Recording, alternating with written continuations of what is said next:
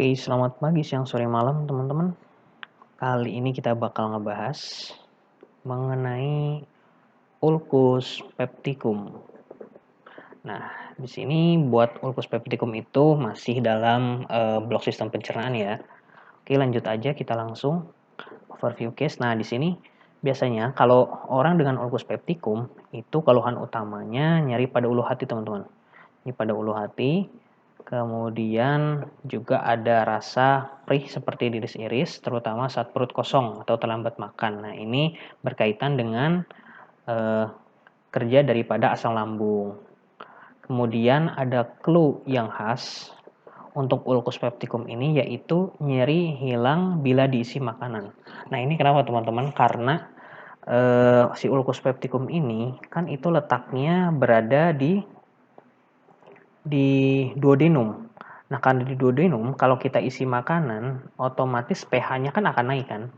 Akan masuk ke duodenumnya, itu pun pH-nya tidak asam, tidak seperti sebelum diisi makanan. Tapi bedanya dengan gastritis, kalau gastritis itu apabila diisi makanan, itu terasa nyeri teman-teman. Karena terdapat peradangan pada lambung, akibatnya kalau kita isi makanan, itu nyeri akan terasa bertambah karena terdapat luka di lambung. Nah, apabila tergesek dengan makanan itu akan terasa sakit. Nah, itu yang membedakan teman-teman.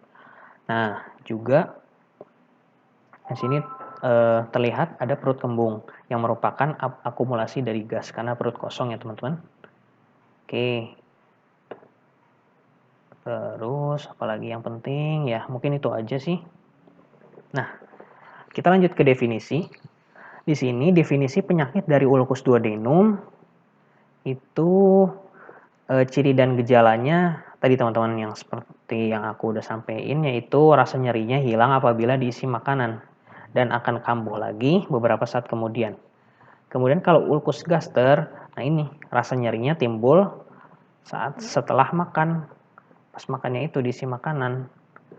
Kalau gastritis di sini mengalami nyeri panas dan pedih di ulu hati, namun keluhan tersebut tidak benar-benar berkorelasi. Kalau pankreatitis di sini nyerinya itu timbul secara tiba-tiba, secara intens. Terus keluhannya semakin lama semakin nyeri, nyeri menjalar ke bagian punggung dan abdomen nih. Kalau pankreas nyerinya menjalar ke bagian punggung. Kalau keganasan tentu ada penurunan berat badan. Kalau GERD, gastroesophageal reflux disease, di sini nyeri epigastrium sama di ulu hati epigastrium itu teman-teman. Dan disertai heartburn, rasa terbakar, dysphagia, nggak mau makan, dan rasa pahit, nggak enak pokoknya di tenggorokan rasa makanan tuh. Dan juga yang terakhir adalah PJK atau jantung koroner. Nah, kalau ini khas, biasanya ada timbul keringat dingin, terus menjalar ke tangan sebelah kiri atau rahang sebelah kiri. Ini yang perlu teman-teman tahu, IKD-nya yaitu ada anatomi dari lambung atau gaster itu sendiri. Pertama ada bagian fundus.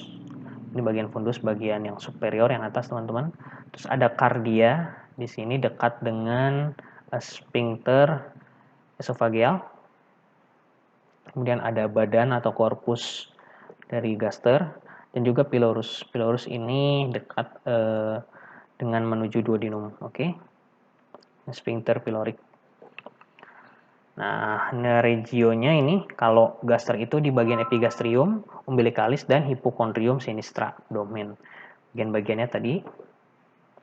Oke, vaskularisasinya di sini untuk arterinya itu lambung diperdarahi oleh arteri gastrika sinistra. Ini teman-teman. Ini gastrika sinistra, kemudian arteri hepatika communis.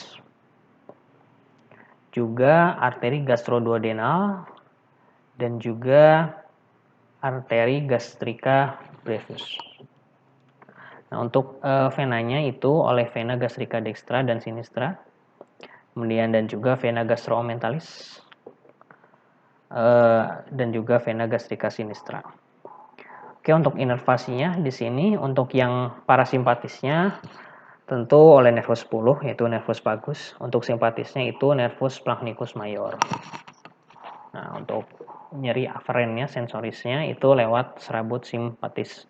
Nah, referred pain-nya itu dermatom T7 sampai T9. Ini untuk histologi dari gaster, ada lapisan mukosa, submukosa, muscularis, dan juga serosa. Untuk mukosa, di sini ada khasnya, itu epithel ciliary selapis, lamina propria, ada kelenjar-kelenjar dari gaster, intraepitelial, extraepitelial, contohnya glandula cardiaca ventriculi, fundeca ventriculi, dan pylori ventriculi. Oke. Ini bagian submukosanya tidak mengandung kelenjar dan banyak pembuluh darah. Nah, di sini ada fisiologi dari mual dan muntah. Nah, untuk mual dan muntah itu ini bisa di sini aku bagi ada tiga stimulus yang menyebabkan rasa mual dan muntah. Yang pertama yaitu impuls inisiatif dari traktus GI tract atau gastrointestinal. Juga ada impuls dari otak bawah atau motion sickness, kemudian dari impuls dari cortex cerebri. Yang ketiganya akan merangsang rasa mual di sini. Saraf aferen, kemudian dia ke vomiting center yang ada di medula oblongata, kemudian akan merespon aksi muntah. Nah, di sini ada efektornya yaitu nafas dalam dan laring terangkat untuk menarik sphincter esofagus bagian atas sehingga terbuka, penutupan glotis untuk mencegah aliran muntah memasuki paru, dan pengangkatan palatum mol untuk menutup nares posterior. Nah, diafragma turun dan kontraksi otot abdomen sehingga menyebabkan peningkatan dari tekanan intragaster. Dan sphincter esofagus relaksasi sehingga secara lengkap sehingga isi lambung keluar melalui esofagus. Nah, adapun di sini yang merangsang daripada pusat muntah itu ada chemoreceptor trigger zone atau bahan-bahan kimia. Juga ada dari vestibular center yaitu di genang telinga seperti motion sickness yang merangsang mual. Kemudian ada juga dari nervus cranial 9 dan juga 7 dari saliva, kemudian nervus spinalis, otot abdomen, nervus vagus, motilitas usus, nervus phrenicus, diafragma, dan juga cortex cerebri. Nah, ini untuk biokimianya, sekresi dari HCl, asam lambung, oleh sel parietal ya.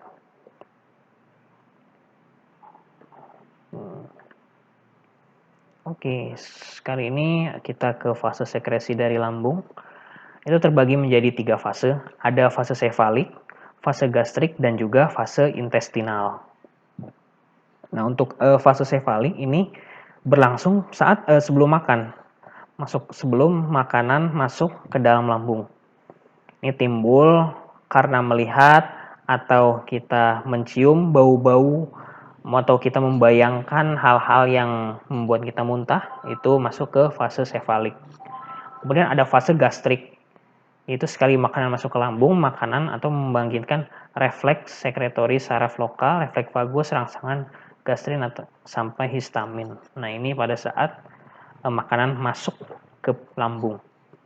Kemudian pada fase intestinal di sini keberadaan makanan di bagian atas usus halus akan terus mengakibatkan lambung menyekresi sejumlah kecil pencernaan. Oke. Nah, di sini untuk patgen dan patfisnya mungkin aku singkat aja. Di sini bisa karena minum kopi, karena kopi itu mengandung kafein. Kafein itu merangsang daripada gastrin. Terus makanan pedas juga meningkatkan sekresi HCl, terus sering terlambat makan tentu. Perut kosong sini mengakibatkan peningkatan sekresi HCl. Kemudian dari peningkatan sekresi HCl ini menyebabkan yang pertama ada erosi dan juga ulcerasi dari mukosa lambungnya itu. Juga menyebabkan asam berlebih pada duodenum. Nah, ini pada pasien ini teman-teman melukai dari duodenumnya. Kemudian proses netralisasi pun jadi meningkat di usus. Ini oke. Nah, ini erosi mengakibatkan luka lambungnya, akibatnya bertambah nyeri, kemudian erosi juga mengakibatkan pelepasan mediator, nociceptor, saraf aferen, thalamus, korteks cerebri, nyeri ulu hati, nyeri tekan di epigastrium. Kemudian juga mengakibatkan stimulasi dari impuls aferen nervus vagus, nasal vomit center, dorong isi mulut, lambung ke mulut, akibatnya muntah. Muntah apabila terlalu banyak cairan keluar akan timbul dehidrasi ringan seperti bibirnya kering. Kemudian asam berlebih pada duodenum menghambat sekresi dan peristaltik lambung, akibatnya cepat kenyang. Nah, kemudian proses netralisasi meningkat, HCl dan HCO3-min, CO2 dan asam organik, akumulasi gas, kembung. Meteorismus, ini abdomen penuh, sesak nafas. Nah, di sini ada faktor resiko dari ulcus pepticum. Yang pertama, OAINS, ini penggunaan obat-obat antiinflamasi non-steroid. Di sini kenapa? Karena menekan produksi prostaglandin atau prostacyclin, yang mana prostaglandin atau prostacyclin ini itu berperan dalam melapisi dari dinding lambung. Kemudian konsumsi kafein berlebih, tentu tadi kafein merangsang, juga alkohol, suka makanan pedas asam merangsang peningkatan asam lambung, merokok juga. Kemudian rasa stres atau kita sedang banyak pikiran, juga makanan tinggi garam, defisiensi vitamin, dan juga ada dari genetik. Nah, pemeriksaan penunjang di sini yang kita sarankan yang pertama ada endoskopi untuk memastikan apakah itu benar ulcus pepticum atau gastritis atau dan lain-lain. Kemudian kita lakukan pemeriksaan lab di sini, contohnya pemeriksaan darah rutin. Kemudian UBT. Nah, ini UBT ini digunakan buat memeriksa biasanya etiologinya itu adalah Helicobacter pylori dan serologi. Nah, penata laksanaan di sini non farmakologinya itu kita istirahatkan pasien, kemudian dietnya diatur, pola makannya, menghindari makanan yang meningkatkan sekresi HCl tadi, kemudian menghindari stres dan hindari rokok dan minum alkohol. Nah, di sini untuk farmakologinya itu kita berikan antasida, yang mana obat antasida ini untuk menetralkan asam lambung. Kemudian kita beri juga PPI, bisa protein pump inhibitor, contohnya adalah omeprazol. Kemudian kita bisa berikan H2 reseptor blocker seperti ranitidin. Kemudian mukoprotektan, sukralfat. Nah, ini kontraindikasi pada wanita hamil dan gagal ginjal. Nah, komplikasi yang dapat terjadi dari ulcus tadi adalah pendarahan. Kalau tidak kita segera obati, dapat jadi pendarahan, bahkan perforasi ke jaringan sekitarnya, juga penetrasi ini dari Helicobacter pylorinya, dan stenosis, bahkan yang terburuk stenosis pylorik. Prognosisnya pada pasien ini yaitu adponam karena belum timbul komplikasi. Untuk pencegahannya, di sini yang pasti kita atur pola makan, jangan sampai terlambat. Kemudian juga hindari merokok, sering minum kopi dan minuman beralkohol, dan hindari makanan yang meningkatkan sekresi HCl tadi. Kemudian juga menghindari rasa stres. Oke, mungkin itu aja teman-teman. Makasih udah mau nyimak video ini. Semoga bermanfaat. Oh iya, jangan lupa like, comment, share, dan subscribe supaya aku lebih semangat lagi update-update video-video selanjutnya. Oke, terima kasih.